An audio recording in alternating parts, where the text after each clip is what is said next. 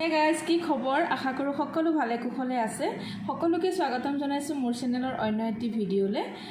আজি মই আপোনালোকৰ মাজলৈ D10 আৰু ব্লিচৰ প্ৰেক্টিকেল ভিডিঅ' এটা লৈ আহিছো আশা কৰো আপোনালোকে ভিডিঅ'টো শেষলৈকে চাব আৰু শেষত মোক জনাবলৈ নাপাহৰিব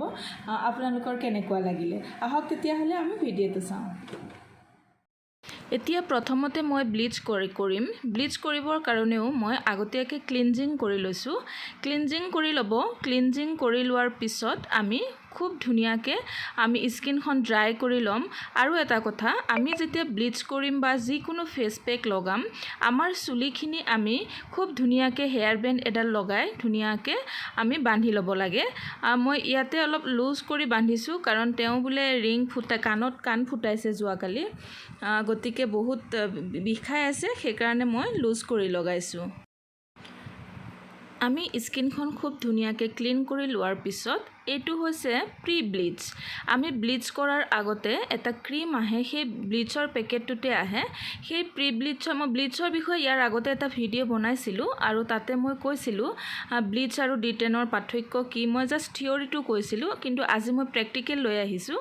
সেই প্ৰি ব্লিচ যেটো ক্ৰীম হয় সেই ক্ৰীমটো আমি গোটেই মুখখনত ধুনিয়াকে লগাই লৈ আমি 1.5 মিনিট ধুনিয়াকে মুখখন আমি মাসাজ কৰি দিব লাগে আৰু ক্ৰীমটো অবজাৰ্ভ হোৱাৰ পিছত আমি ব্লিচটো লগাব লাগে এতিয়া তেখেতৰ ক্ৰীমটো প্ৰায় অবজাৰ্ভ হৈ গৈছে এনেদৰে খুব ধুনিয়াকে মাসাজ কৰি লব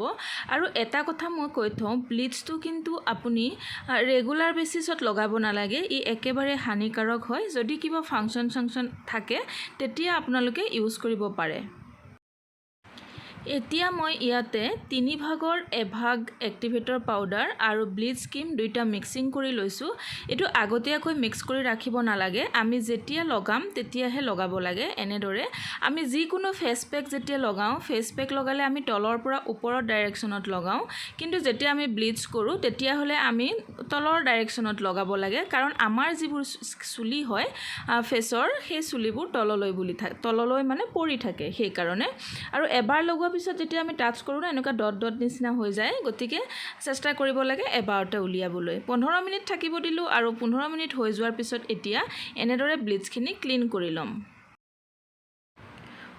এনেদৰে খুব ধুনিয়াকে এতিয়া ব্লিচখিনি ক্লিন কৰি লম চাওক মুখন ক্লিন নকওঁতে আপোনালোকে নৰমাল স্কিনটো আৰু ব্লিচ লগোৱা স্কিনটোৰ পাৰ্থক্যটো চাওক চকু পাৰ্টটো চাওক আৰু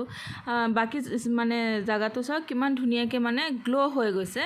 ব্লিচ লগোৱাৰ লগে লগে এটা শাইনিং আহি যায় কিন্তু মই বাৰে বাৰে কৈছো এটো আপোনালোকে মান্থলি ওয়ান কৰিব পাৰে আৰু যি সকলৰ খুব বেছি সেনসিটিভ স্কিন হয় এভয়েড কৰিব আৰু লগোৱাৰ পিছত যেতিয়া আমি পেকটো ক্লিন কৰিলো পেকটো ক্লিন কৰাৰ পিছত এটা পোষ্ট কেয়াৰ আহে পোষ্ট ব্লিচ সেই ব্লিচ ক্ৰীমটো আমি এপ্লাই কৰি 1-2 মিনিট মাসাজ কৰি দিব লাগে এটা কথা মনত ৰাখিব ব্লিচ লগাওতে আমি সদায় সাৱধান হ'ব লাগিব যাতে আমাৰ আইব্ৰো আৰু চকুত নালাগে আৰু আমাৰ যিবোৰ চুলি হয় সেই চুলিবোৰত যাতে নালাগে কাৰণ ব্লিচে আমাৰ ফেশিয়াল হেয়াৰ ব্ৰাউন কৰি দি স্কিনখনৰ কাৰণে গ্লো কৰি আনে গতিকে আমি সাৱধান যাতে আমাৰ আইব্ৰো আৰু এক্সট্ৰা হেয়াৰত নালাগে চাওক স্কিনটো ব্ৰাউন হৈ গৈছে হেয়াৰটো ব্ৰাউন হৈ গৈছে আৰু আনফালে মই আন এজন কাস্টমাৰক কৰিম D10 আৰু D10 কৰিবৰ কাৰণে মই লৈছো ৰাগা প্ৰফেশনেলৰ D10 হয় আৰু ইয়াৰ প্ৰাইসটো হৈছে 1155 আমি বাৰু ডিসকাউন্ট পাও গতিকে এতিয়া যেহেতুকে গৰমৰ দিন আমি এটা D10 এনেকে ঘৰত ৰাখিব পাৰে আপোনালোকেও যেহেতুকে 10 হৈয়ে যায় এতিয়া যেনে ধৰণে আমি ব্লিচ কৰাৰ সময়ত ক্লিনজিং কৰি লৈছিলো ঠিক তেনেদৰে আমি D10 কৰিবৰ সময়তো ক্লিনজিং কৰি লম আৰু ক্লিনজিং কৰাৰ আগতে ওয়েট স্পঞ্জ দি অকনমান তেখেতৰ মুখখন ক্লিন কৰি লৈছো তাৰ পিছতহে ক্লিনজিং ব্যৱহাৰ কৰিছো এনেদৰে খুব ধুনিয়াকে ক্লিনজিং কৰি তেখেতৰ মুখত থকা বা তেখেতে কিবা ক্ৰীম সিম যি লগাই আহিছিলে সেই গুটেবোৰ আমি খুব ধুনিয়াকে এনেদৰে ক্লিন কৰি লম ক্লিনজিংৰ দ্বাৰা ক্লিন কৰাৰ পিছত আমি D10 ব্যৱহাৰ কৰিম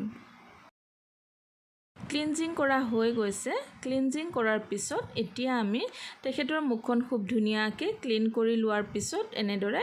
টিস্যুৰ দ্বাৰা শুকুৱাই ল'ম স্কিনখন ড্ৰাই কৰি ল'ম আৰু আমি যিকোনো আমি নৰ্মেল অৱস্থাত মুখ ধুলেও আমি কেতিয়াও মানে বহুত কিছুমানে একদম বহুত হেঁচি মুখ মুছে ন তেনেধৰণে কৰিব নালাগে জাষ্ট ডেপ কৰি মুচিব লাগে আৰু এতিয়া চাওক যিটো D10 পেক হয় সেই D10 পেকটো মই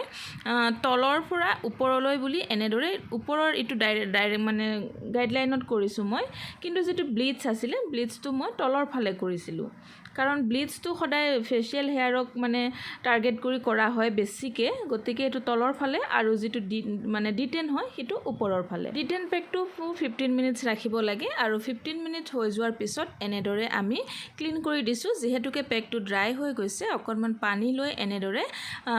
10-15 ছেকেণ্ড মান এনেদৰে আমি মাসাজ কৰিম তাৰ পিছত ওয়াশ কৰি দিম ক্লিন কৰি দিম